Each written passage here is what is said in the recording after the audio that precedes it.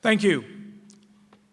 And welcome to the unceded Algonquin and Anishinaabe territory. I recognize the people's role, ongoing and continuous, as the traditional guardians of this land. Not only do I welcome you in person to what we now call Ottawa, but I also welcome those, the hundreds of you, or maybe close to thousands that are watching online, and I remind you that the online space as well constitutes Indigenous space, given that our infrastructure runs across these land, seas, and skies. My name is Ali, and alongside these wonderful advisors to my left and right and industry partners, I have the honor of being your host today for Operation Defend the North, the Ottawa edition. To the best of my knowledge, if that is anything to go by, this is the 4th edition of Operation Defend the North, coming to a brand new city. And I want to thank my advisors for supporting so keenly and tirelessly, and thank our industry partners for their role. And more importantly, all of the attendees here, you're playing an important role in ensuring that together we serve and protect and defend the North. Over the next 10 minutes, I'll be taking a little bit of time to walk you through what you're going to experience for the remainder of the day. I want to start off with one important caveat, and that is what you're about to experience may very well be hypothetical. But the fact that it is hypothetical, to quote many of my advisors here, does not mean that the harm that we show is not real. If you read the news roughly 24 hours ago, you would have heard of a SIM farm that came up in New York City. You would have heard of things like the Mumbai attack that took down the electrical grid. If you can picture these attacks, then it is best you prepare for it. Yes, this is a hypothetical scenario, and it mimics a potential attack against the IRCC. On the table here, rather on the stage, I have individuals who are playing certain roles. Their roles, unless specified, are within Shared Services Canada. And again, this is hypothetical. They are playing a role in dealing with a potential incident. Where specifically stated, you might see someone has a role with, let's say, Public Safety Canada, or specifically with IRCC. The idea over here is to simulate a war room and the multiple players that would come together should there have been an attack against an entity like the IRCC.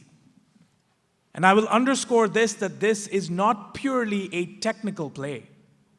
There is a very big geopolitical nuance to what you're going to experience, and it is important that you take a few minutes whenever you can to go to ODTN.news, which is a, again, hypothetical news site, which gives you a little bit of the background into what might be transpiring here.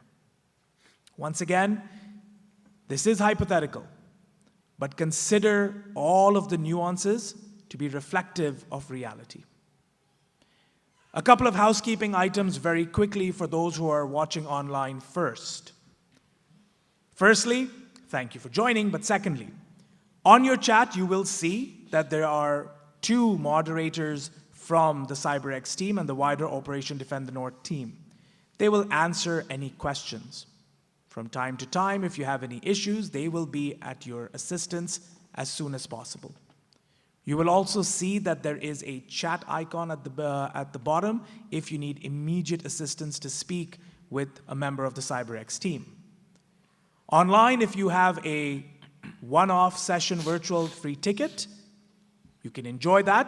If you are having issues or need to attend other sessions but don't have a code, you can reach out to them. Online, from time to time, I will be logging in and looking at your questions and weaving them in. Also, across different sessions, various offers from our partners will be posted into that chat. For those of you who are here in person, the agendas are ahead of you and are available online. You also have members of the CyberX team dressed in the orange t-shirts who are here to assist you. Many of these individuals are students keen to break into cybersecurity, and I do encourage you when you have the opportunity to say hello to them and engage with them. I want to thank them for their support. They know where the washrooms are, they know where all the details are, and they will be of assistance to you. With that, I'm going to jump right into it. The scenario that we're dealing with right now emanates not necessarily from Canada itself. A situation seems to have transpired in Central America, seems like it's some sort of political upheaval, and there's a lot of tensions which is causing folks to move towards Canada. IRCC has responded to this request and this humanitarian need and has sped up some of the processing associated with the intake of these individuals who are in danger. There are some new systems that the IRCC has put in place, including an AI-driven automation product that makes document processing, for one, a lot faster. But things are about to unravel, and we'll take the next 10 minutes just to set the stage for you. Alex, if I can start off with you, can you provide a little bit of more context into the technical realities of what we are about to experience? Yeah, absolutely. And thanks, Ali. First, I'm really excited to be here. This is my alma mater, Ottawa. I cut my teeth in the Ottawa sock, like probably half of you out there. So I'm really excited to be back here. I play a hybrid role. I'm both a co-chair of the advisory board, helping facilitate the event today. My role here will be playing a security advisor for shared services, but also chief stick in the spokes engineer to help make sure that these scenarios are both realistic but also not linear, because when is a cyber incident ever linear? So as we start, we're going to start recognizing what we know, but more importantly, what we don't know. Obviously, we're here at a cyber tabletop exercise, so there's probably a cyber bit to it. But we have to recognize that IT glitches sometimes look like cyber incidents, and we don't want to just be chasing all the red herrings there. It makes a SOC analyst look really bad when they keep on pulling the fire alarm. So our mission for Module 1 is really to understand the scope and the impact. Is this an IT problem? Is this something more? And as Ali alluded to, seldom is a cyber incident just a technical problem, and certainly not just impacting technology. Next, we're going to try to determine, is it a cyber incident, so that we can trigger our incident response plan and start executing communication protocols. Being a public service, there's going to be a need for a lot of communication at various levels to stakeholders, internal and external. And then lastly, start discussing the priorities. What do we need to do first, and how should we start containing what we understand currently, recognizing that we don't have the full picture and we have to deal with the absence of information. Back to you, Ali. Thank you. To my right and my left, we have two partners that have joined us from industry. I'll just briefly introduce them for you. We have Bob from Arctic Wolf, and we have Sean from Bitdefender. Their roles will be as industry experts to chime in as we move along, and I thank you again for your support and welcome you to this scenario that we're in. I look forward to your inputs as we move along. Shruti, if I can come to you, we've been talking about this scenario for some time. Your role is a strategic planning lead. And I don't think that necessarily translates directly into how people understand a war room operates. What is going to be your focus today, especially as we dive into Module 1? Thank you, Ali. So first of all, as Alex also mentioned, it should start from understanding the scope, but before that, it should also start by what I rely on is following the playbooks. So what often is overlooked in a situation of panic is we have a perfectly good system in place to maintain and to remain calm and kind of rely on it whenever this time comes. So I would definitely start by getting my people together and also relying heavily onto that playbook to understand what should I do next. As we move through, we would also need to understand the scope of this, if this is restricted to one systems or one agencies, and how exactly this is moving along.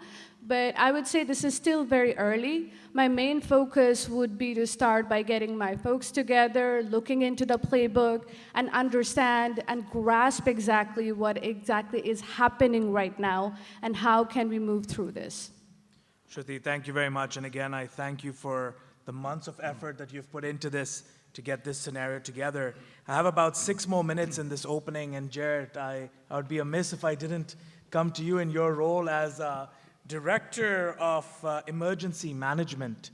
How vital is this specifically given our context within Ottawa at this point? How what, sorry? How vital is your role given the context that we have right now in Ottawa? Well, it'd be, most importantly, I think it's been said, is helping identify what the scope is, whether it's national or regional, if it's one department or more than one department. We'd be looking at a coordinated response, right? Getting the teams together, right? To make sure that we have proper threat intel, vulnerability intel coming into the war room at all times, making sure that it's reliable, and then preparing our comm strategy, right? What we're going to communicate outwards. Thank you, Jarrett. And again, once again, I really appreciate all the effort that has gone into this. To your right, if I can turn to George. George, as a SOC lead within Shared Services Canada, you have a SOC lead from IRCC that will also be joining you in the table. As we're going through the technical logs, one of the questions that just came in online to me directly was, how important is timing in all of this, and how quickly will we need to determine if this is an incident or just an IT outage that can be managed without any deeper concern? I think the biggest thing is always to figure out what is the truth to as close to reality as you can within SOC operations. So it's not so much like how quickly do we need to make a determination. Obviously, you can't like sit on your hands and wait all day to make a call, but I'm very, very adamant, I have been my whole career, we will not make a breach call or an incident call until we can confirm that there is an actual incident. So however long it takes to do due diligence investigations across your environment, to look across your endpoints, to look across your servers. Now, the biggest problem that we have as a shared services environment is that there is a massive scope of responsibility in terms of what you need to verify and check. So if there is ransomware that is present in some set of directories and it's taking over and blocking things out, but you still have functionality in others, or there's some regions that work but some regions that are out, you have to determine, 1, is there an incident? 2, is it contained? 3, how do we do that containment? And I think this exercise today is going to go into that logic, and it's going to make sure that we stick to ground truth as best as we can to the scenario.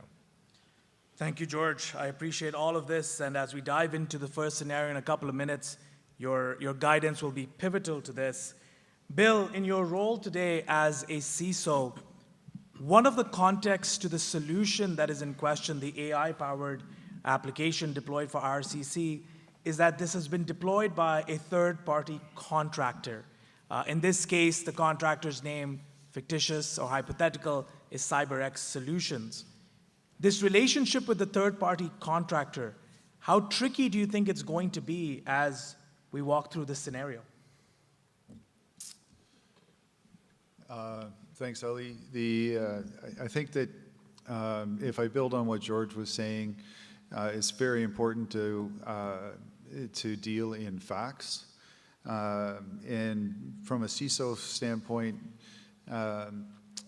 I kind of play the translator role between the technical folks, the feet on the street, the ground, so to speak, fingers on keyboards, plus the other organizations that are dying for, and other parts of the organizations that are dying for information, right? So I think that my role is really a translator, taking information, facts from the investigators and being able to communicate effectively with the rest of the organization. So when there's going to be enough fear, uncertainty, and doubt out there, as soon as something doesn't work, people immediately cry terrorism or attack, and we have to be very careful what information we let out, when we let it out, and ensure that when we let it out, we don't have to walk it back. So that's just my first few thoughts. Appreciate it, Bill, and you've raised the important term, terrorism, and how much we actually get out there and how quickly will be a critical part. And I believe that this will also tie into the role that Walter is playing as a communications Manager from Shared Services. Walter, firstly, thank you for stepping into this role. Walter, if I can put you on the spot for a quick 30 seconds, what will you be looking for in Module 1, given that you may not be fluent in the technical speak, but you will have to guide us in terms of our overall communications? Yeah, thank you, Ali. I think the most important thing here is that there is a Government of Canada crisis that's emerging, and folks have probably noticed. So we have to be honest with the public, must be truthful to the public and factual. So you want to control the message, keep it simple, keep it factual, but understand that folks have noticed, and so they're looking to the government to project confidence again. So from a comms point of view, that's the number one priority. It's to make sure that Canadian citizens don't lose confidence in their government, and to remember that we're going to be looking for people in senior leadership positions to become the spokespeople to deliver those messages, those key messages. So I think the number one priority is keep it simple, gather the facts, get messages out early to let the key stakeholders know, including the public if it's apparent that the public is aware. And then, so we start with some initial reporting, get that out, and let folks know what we're doing about it. So I think that's the number one priority. Thank you very much, Walter. And with that, as I come close to kicking off Module 1, I will remind folks that if you do have questions from time to time, I will reach out to you. I did post in the chat as well that I will organically look at that. Here in the audience, if you do have a question, while it's a little bit dark for me, I can see if you've raised your hands, and I will permit you to ask a question when we have time for it.